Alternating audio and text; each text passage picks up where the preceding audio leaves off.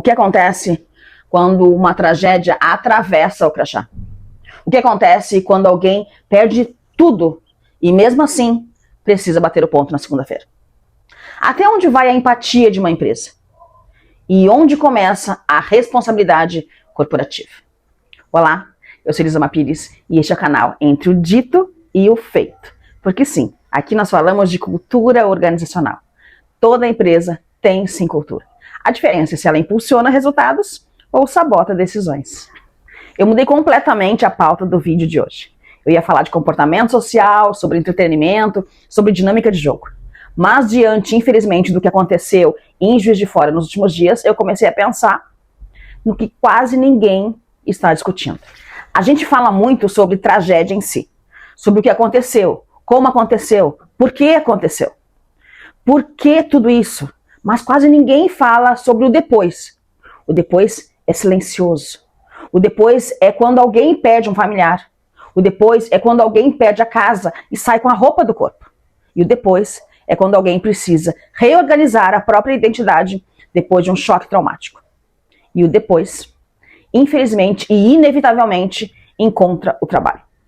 Porque a vida continua, as contas continuam, a rotina continua. E em algum momento, essa pessoa precisa retornar para o mercado, para a empresa, para o time. E aí, eu te pergunto, as empresas estão preparadas para receber pessoas que estão emocionalmente devastadas? A maioria não está.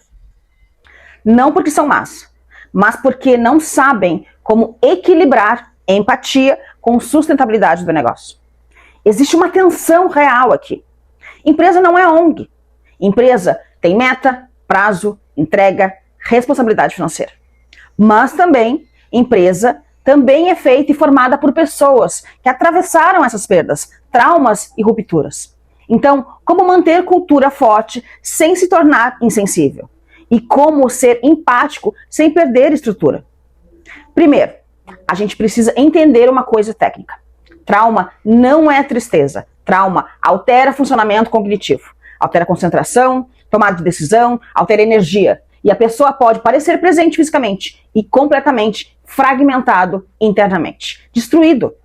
E se a cultura da empresa é baseada exclusivamente por performance imediata, essa pessoa vai sentir inadequação.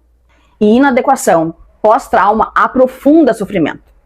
Por outro lado, se a empresa entra em um estado permanente de flexibilização sem critério, o sistema inteiro começa a desorganizar. Então, Elisama, qual é o ponto de equilíbrio? Vamos lá. O ponto de equilíbrio não está na emoção, mas na clareza. Cultura madura é cultura que estabelece diretrizes claras para momentos de crise humana. Primeiro, acolhimento formalizado. Não improviso. Não é aquela coisa, qualquer coisa que precisar, chama. Não. Precisa protocolo, conversa estruturada, entendimento real da condição daquela pessoa. Segundo, ajustes temporários de expectativa. Temporário, sim, palavra-chave. Não é retirar responsabilidade. É reorganizar, recalibrar o ritmo. É reduzir carga, talvez permitir flexibilidade por um período definido. E terceiro, comunicação transparente com a liderança direta. O líder imediato precisa entender que aquela pessoa está em uma fase de reconstrução emocional. E reconstrução não é fraqueza, é processo. Agora vem a parte difícil. Empatia não significa ausência de limite. Empatia significa entender o contexto sem abandonar o papel institucional. Se a empresa transforma o trauma individual em uma justificativa permanente para baixa performance sem diálogo, ela prejudica o coletivo. E cultura também é justiça interna. Existe um conceito muito forte em gestão chamado equidade. E equidade não é tratar todos iguais. É tratar cada um de acordo com sua circunstância, sem romper o equilíbrio do sistema. Se o colaborador está atravessando uma perda grave, talvez ele precise de um apoio diferenciado por um período. Mas esse apoio precisa ser comunicado com maturidade e acompanhado com critério. O erro está nos extremos. O extremo da frieza corporativa que diz Problema pessoal não é problema da empresa. E o outro extremo que diz permissividade, aqui pode tudo. E permissividade deve ser quebrada por completo, porque permissividade acaba com qualquer cultura. Cultura saudável consegue sustentar duas verdades ao mesmo tempo. Nós nos importamos com você e nós temos um negócio a manter. É isso que exige liderança preparada. Líder despreparado tende a reagir de duas formas. Ou endurece demais, criando um ambiente de medo, ou flexibiliza demais, criando um ambiente totalmente de instabilidade. Líder preparado faz algo muito mais sofisticado. Ele escuta, ajusta, acompanha e reavalia. Porque o retorno ao trabalho após uma trajetória, após uma tragédia, não é um evento único. É um processo. E esse processo, essa pessoa pode estar bem na primeira semana e totalmente compreensível se ela desabar na terceira.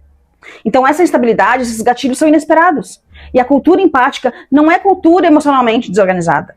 É cultura que reconhece que pessoas são sistemas complexos. E existe outro ponto importante que quase ninguém fala. Colegas de trabalho também são impactados. Às vezes aquela tragédia atingiu várias famílias da mesma região. Às vezes o time inteiro está emocionalmente mobilizado.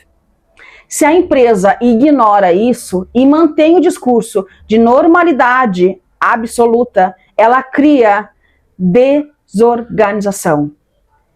E isso acaba com qualquer sistema, um dia após o outro. Se a empresa ignora isso e mantém o discurso de formalidade absoluta, isso cria dissonância. E dissonância constante gera cinismo cultural. As pessoas começam a pensar, aqui a gente só vale quando produz. Então, por que vou ficar aqui? As empresas que aprendem a lidar com o retorno pós-trauma fortalecem cultura de longo prazo, porque enviam uma mensagem muito clara. Você não é descartável quando a vida te atravessa. Você é importante para nós. Mas isso só funciona quando existe estrutura. Estrutura pode incluir parceria com apoio psicológico externo, política clara de afastamento temporário, banco de horas para emergências, redistribuição estratégica de tarefas. Não é sobre emoção, é sobre gestão inteligente de pessoas. E a pergunta que todo líder deveria fazer é: se alguém do meu time perdesse tudo hoje, eu saberia como agir amanhã? Se a resposta é não, existe um risco grande, um risco cultural. Porque tragédias não avisam com antecedência. Elas simplesmente chegam. E quando a cultura já tem diretrizes de acolhimento, o improviso vira exceção e não regra. Agora deixa eu te provocar um pouco mais. A sua empresa quer ser lembrada como um lugar que cobra resultado ou como um lugar que sustenta pessoas enquanto elas se reerguem? Porque no dia difícil, o discurso cai. O que fica é a prática, é o dito e o feito. Porque sim, é exatamente ali que você entende e que você joga para o mercado que ou você é exclusivamente uma corporação ou uma instituição que acolhe e que se preocupa com as pessoas que fazem essa instituição ter sucesso no mercado. Se você chegou até aqui, meu muito obrigada por ficar, porque isso significa que essa conversa também importa para você. E se esse vídeo fez sentido, curte, comenta, compartilha, assim a plataforma entende que cultura organizacional não é mais conversa de bastidores, é conversa para palco principal. E todo líder deve entender quando uma tragédia atravessa o seu time e como fazer com que isso não atravesse uma empresa como um todo. E se você quiser, escreve aqui nos comentários o nome das pessoas ou mesmo as iniciais que estão passando por essa tragédia ou por qualquer outra situação parecida. Eu vou ter o maior prazer de fazer as minhas orações e colocar o nome dessas pessoas para que Deus cuide dessas famílias da melhor forma possível. E eu encontro você na próxima semana, no próximo vídeo, com a esperança sincera de que minimamente as coisas já estejam se reorganizando. A gente sabe que tragédias como esta, que atravessam uma cidade inteira, famílias ficam devastadas e nada muda da noite para o dia. Foi assim no Rio Grande do Sul. Levou meses para que tudo começasse a voltar ao eixo. E mesmo assim, ainda existem pessoas sofrendo com as perdas materiais e emocionais daquelas famílias. Por isso, mesmo à distância, você também pode agir. Orando, rezando, enviando doações, mobilizando pessoas e quem sabe a sua empresa. Não fique parado.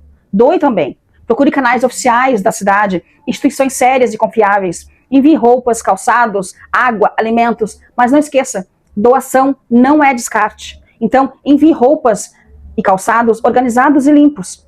A reconstrução começa no concreto, mas também começa na consciência.